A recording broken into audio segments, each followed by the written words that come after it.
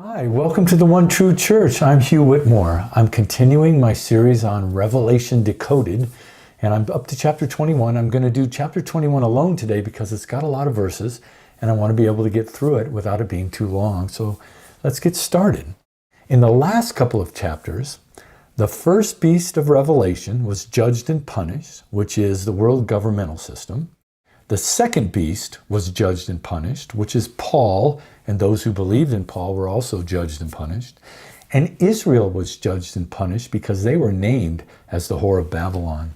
Here in chapter 21, it paints the picture that the One True Church will really be proud of because you will be earning it. Let's get started. 1. And I saw a new heaven and a new earth. For the first heaven and the first earth were passed away, and there was no more sea. So these terms, heaven, earth, and sea in this case, are completely metaphorical for spiritual energy and transfiguration, because we're talking about a spectacular transfiguration of energy. A new heaven here is the one that has been fully and finally glorified by the physical works of the saints, which have become the new spiritual eternal heaven. The earth is a metaphor, of course, for the church and the doctrine of the church all throughout Revelation. And the earth is passing away because the physical bodies of the saints are now in their new eternal configuration. There's something to look forward to.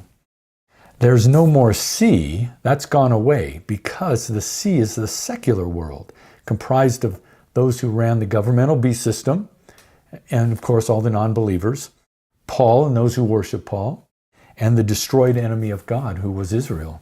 All these are burning in hell. 2.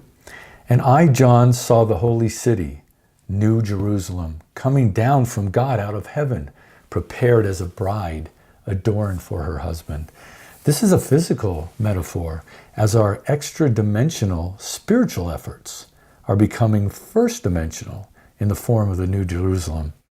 Like the original creation in Genesis, spirit is taking form and substance.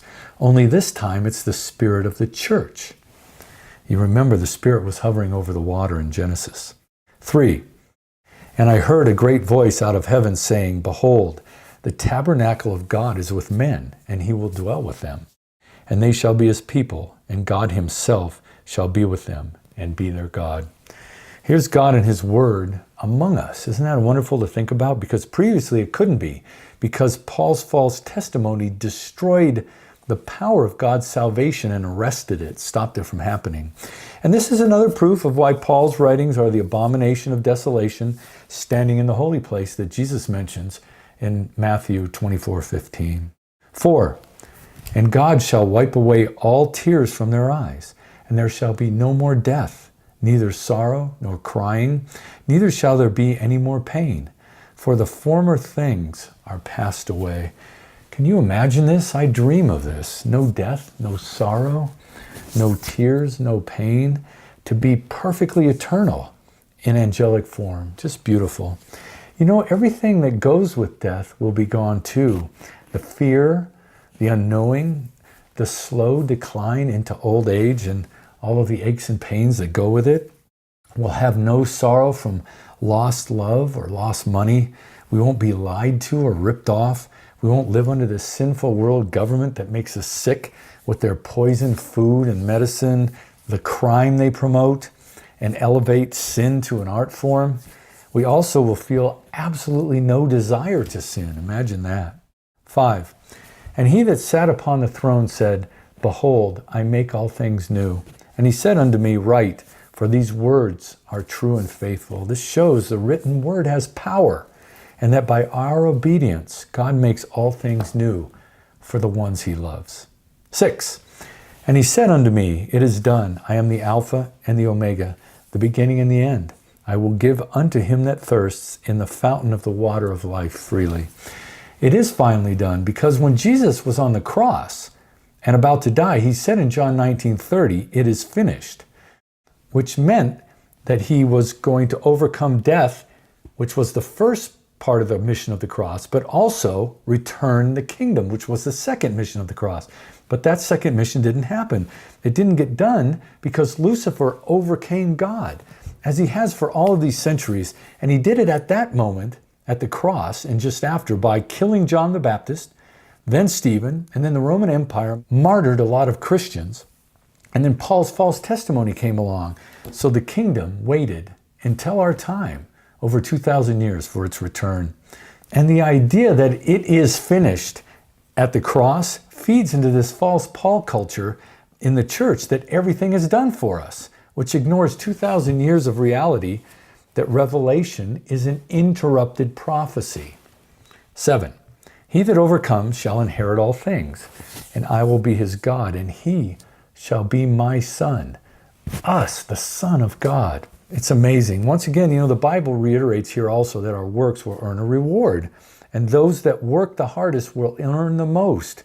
Throughout the Bible, the word son has been reserved for God's most obedient people, like the times when Israel was devoted to God's law, or for King David, who was a man after God's own heart, and for Jesus, of course. And now in the end, son is reserved for the saints of the church. That's us who threw off the chains of Paul, like Jesus required us to in Revelation 2:2, and love the word of Jesus. 8. But the fearful, the unbelieving, and the abominable, and murderers, and whoremongers, and sorcerers, and idolaters, and all liars. Think about all liars. Think about that in your sin life. I do. Anyway, all liars shall have their part in the lake which burns with fire and brimstone, which is the second death. For fearfulness to cause eternal death is interesting, because fear is related to faith, and faith is misunderstood. Faith, as it relates to God, doesn't mean something you can't see but believe in. Faith is the internal certainty that you know you will obey God no matter what. That's what faith is. Also, you Paul believers are on this list for the lake of fire because you are the unbelieving. You don't believe in God's method of salvation that Jesus died to bring us. You believe in Paul's fake version of grace. 9. And there came unto me one of the 7 angels which had the 7 vials full of the 7 last plagues, and talked with me, saying, Come hither, I will show you the bride, the Lamb's wife. 7s represent God, and especially God in his fully glorified form, which we finally have here in Revelation. The bride is us, the one true church. 10. And he carried me away in the Spirit to a great and high mountain, and he showed me that great city, the holy Jerusalem, descending out of heaven from God.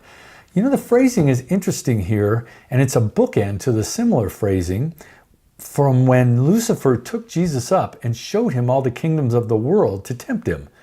Now we have God showing us that he is back in control of the formerly tainted earth. 11. Having the glory of God, and her light was like unto a stone most precious, even like jasper stone, clear as crystal. The description of the New Jerusalem goes on from here, but note that it is the physical embodiment of God's glory, which God obtains from us, his obedient believers. We, by our actions, faith, works, and obedience, become the New Jerusalem, another transfiguration of spiritual energy, glorious and beautiful. 12. And had a wall great and high, and had 12 gates, and at the gates 12 angels, and names written thereon, which are the names of the 12 tribes of the children of Israel. This number 12, and repeated like this and over, and being so ritual to God and so important, is another repudiation of Paul, who was a false apostle, because there were only 12 picked by Jesus, and the traitor Judas was replaced, making 12 again. So the idea that Paul could be the 13th apostle is preposterous. 13. On the east 3 gates, on the north 3 gates, and on the south 3 gates, and on the west 3 gates. This is a series, of course, of spiritually powerful ritual numbers, 3s, 4 3s, adding up to 12, the same 12 of the apostles. 14. And the wall of the city had 12 foundations, and in them the names of the 12 apostles of the Lamb. Here are our apostles again, the 12, meaning those from the foundation of Jesus' ministry. Jesus had promised the 12 real apostles that they would be given a reward in heaven in Matthew 19:28. In the New World, when the Son of Man will sit on his glorious throne, you who have followed me will also sit on 12 thrones, judging the 12 tribes of Israel. You know, this is not that exact reward, but the 12 real apostles do have a reward they earned. And Paul is not mentioned as getting a reward because Paul was not an apostle. You know, this is the thing the Paulines never want to address. If God planned for Paul and loved Paul so much and entrusted Paul with leading the entire church into a new type of salvation, why isn't Paul mentioned and rewarded at the end of the world? The glorious outcome of all of history would be due to Paul's miracle turnaround from murderer to long-suffering teacher of God's salvation, wouldn't it? But God doesn't even mention him. 15. And he that talked with me had a golden reed to measure the city, and the gates thereof, and the wall thereof. And the city lies 4 square. That means perfectly square, and the length is as large as the breadth. And he measured the city with the reed, 12,000 furlongs. There's that number 12 again. The length and the breadth and the height of it are equal. 17. And he measured the wall thereof, 144 cubits, according to the measure of a man, that is, of the angel. This measurement is like the measurement of the external courtyard in Revelation 11, where God knows how much glory he possesses from the saints, and with it, he's measuring for the numerical spiritual dimension that serves his ritual worship requirements. The Bible is a book of numbers, all culminating into this spiritual transfiguration of our energy into this perfect plan God has that we fulfill. Magnificent. 18. And the building of the wall of it was jasper, and the city was pure gold, like unto clear glass. 19. And the foundations of the wall of the city were garnished with all manner of precious stones. The first foundation was jasper, the second sapphire, the third a chalcedony, I hope I pronounced that correctly, the fourth an emerald, the fifth sardonyx, the sixth sardius, the seventh chrysolite, the eighth beryl, the ninth a topaz, the 10th a chrysoprase, the 11th a jacinth, the 12th an amethyst. 21. At the 12 gates were 12 pearls. Every gate was of 1 pearl, and the street of the city was pure gold, as it were transparent glass. You know, these stones and glass are examples of conductors of spiritual energy. The eternal city would have to conduct a great deal of spiritual energy from the eternal worshipers of God and Jesus in order to stay eternal. 22. And I saw no temple therein, for the Lord God Almighty and the Lamb are the temple of it. This was foretold, prophesied in John 2:19 and 21, where Jesus says, destroy this temple. He was speaking of the main temple in Jerusalem. And in 3 days I will raise it up. The Jews then said, it has taken 46 years to build this temple. And will you raise it in 3 days? But he was speaking about the temple of his body.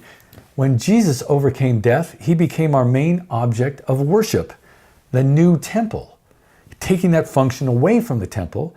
But when he left to go to heaven, we were left with the Word of God in the Bible as our main object of worship.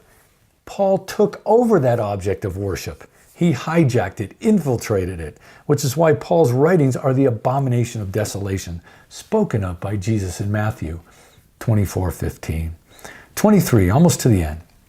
And the city had no need of the sun, neither of the moon to shine in it, for the glory of God did lighten it, and the Lamb is the light thereof.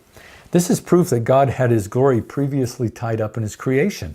This is why I tell people God is limited in his power until this end time. His power is tied up in his creation. You know, part of which was the sun and the moon, and that Jesus was created to bring the eternal light of life to mankind. These all require power, and it was all tied up in these things. This is the omnipotent power of God that will return in the final age. And the word omnipotent, the only time it's used in the New Testament is in Revelation, when God is fully glorified by his saints. 24. And the nations of them which are saved shall walk in the light of it, and the kings of the earth do bring their glory and honor into it. Are there still kings of the earth in the eternal city? No other information is available for us on this interesting question. We'll have to speculate on that. 25. And the gates of it shall not be shut at all by day, for there shall be no night there. Why would there be night when the full glory of God and Jesus are on display? 26. And they shall bring the glory and honor of the nations into it. All will worship God in the end, which is what keeps him in power, the eternal worship of his eternal creatures and saints. 27, last verse. And there shall in no wise enter into it anything that defiles, neither whatsoever may make abomination or make a lie, but they which are written in the Lamb's book of life. See, we'll have no impulse at all to sin. We can't even make a lie or an abomination. Abomination is just a sin. This is eternal, pure worship energy to run God's kingdom. This is the state of being we saints will be in when we no longer have any impulse or desire to sin. What a beautiful and glorious outcome for us long-suffering believers here in chapter 21. One more chapter to go.